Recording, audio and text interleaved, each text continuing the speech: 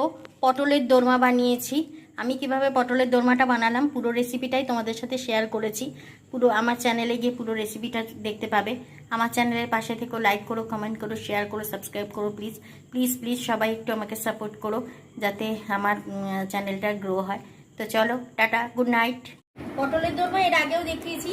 আমি এই পটলের দোরমা কি করে করি সেটা আবার দেখালাম। দেখো, পটলগুলোকে খুব ভালো করে ছিলে নিয়েছি, চাকু দিয়ে গাগুলো ছিলে নিয়েছি। ছিলে নিয়ে পটলের ভিতর থেকে দেখো, পটলগুলোর ভিতর থেকে আমি সমস্ত বীজগুলো বার করে নিয়েছি। আর গাটাকে আমি চাকু দিয়ে চেঁচে নিয়েছি।